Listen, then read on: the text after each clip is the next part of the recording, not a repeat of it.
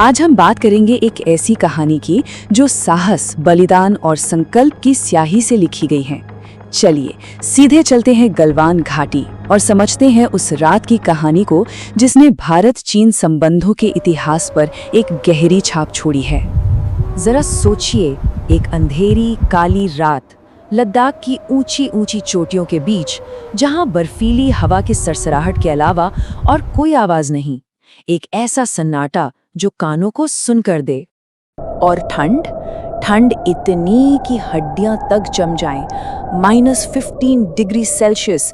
ऐसी जगह पर हर एक सांस लेना भी अपने आप में एक जंग है और हर परछाई में एक खतरा नजर आता है। और तभी उस खामोशी को चीरती हुई एक आवाज आती है। सीमा के उस पार से एक धमकी गूंजती है, पीछे हट जाओ वरना अंजाम बहुत बुरा होगा।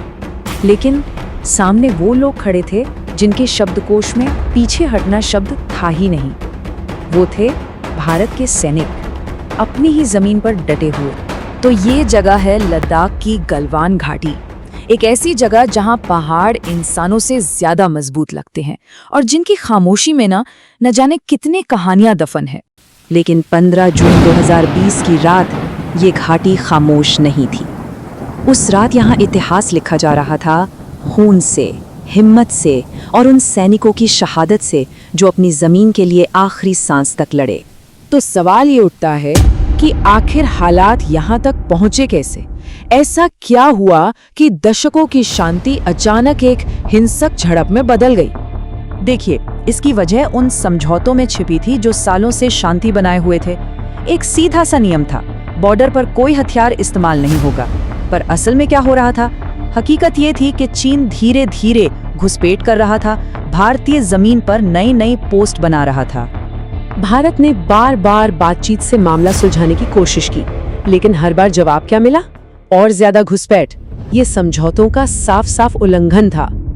और अब हम पहुंचते हैं उस रात पर, 15 जून 2020। रात के करीब 11 बज रहे थे।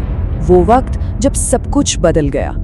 हमारे सैनिक आगे बढ़े, उनका इरादा एकदम साफ था, लड़ाई नहीं करनी है। समझौतों के मुताबिक वो निहत्थे थे, बस बात करके मामले को सुलझाना चाहते थे। लेकिन सामने बात करने के लिए कोई तैयार नहीं था। सामने था धोखा, एक सोचा समझा हमला अंधेरे का फायदा उठाकर। और ये हमला किसी बंदूक या गोली से नहीं हुआ। हमलावरों के हाथों में क्या था? लोहे की रॉड, कंटीले तारों से लिपटे हुए डंडे। ये एक बर्बर हमला था, धोखे से किया गया हमला। उस अफरा तफरी के बीच एक आवाज गूंजती है। ये आवाज थी 16 बिहार रेजिमेंट के कमांडिंग ऑफिसर कर्नल बी संतोष बाबू की। वो सबसे आगे खड़े थे और उन्होंने दहाड़कर कहा, पीछे हटो, ये भारत की सीमा है। और तभी उन पर कायरों की तरह हमला किया गया। वो शहीद हो गए। लेकिन उनकी शहादत ने हर एक सैनिक के अंदर एक आग जला दी और पूरे देश को एक साथ खड़ा कर दिया। ये समझना बहुत जरूरी है कि ये लड़ाई लड़ी कैसे गई। ना कोई बंदूक थी, ना कोई गोली, थे तो बस हाथ, पत्थर और वो जज्बा जो कह रहा था कि अपनी जमीन नहीं छोड़नी। हमारे सैनिक एक दीवार बनकर खड़े हो गए, दुश्मन को 1 इंच भी आगे नहीं बढ़ने दिया। कई घंटों की इस लड़ाई के बाद जब सुबह का सूरज निकला तो पूरी घाटी में एक अजीब सी खामोशी थी और बर्फीली जमीन हमारे सैनिकों के खून से लाल हो चुकी थी। उस रात भारत ने अपने 20 वीरों को खो दिया। 20 सैनिक जो देश की मिट्टी की रक्षा करते हुए हमेशा के लिए अमर हो गए। लेकिन एक सवाल आज भी कायम है, दूसरी तरफ क्या हुआ? चीन ने आज तक ये क्यों नहीं बताया कि उसके कितने सैनिक मारे गए? ये चुप्पी अपने आप में बहुत कुछ कहती है। गलवान के बाद भारत की प्रतिक्रिया सिर्फ बयानों तक नहीं रुकी। उस एक रात ने भारत की सीमा को लेकर सोच को हमेशा हमेशा के लिए बदल दिया। रातों रात सीमा पर टैंक और तोपें पहुंच गईं। दुनिया को एक साफ संदेश दे दिया गया, अब भारत चुप नहीं बैठेगा, ये नया भारत है।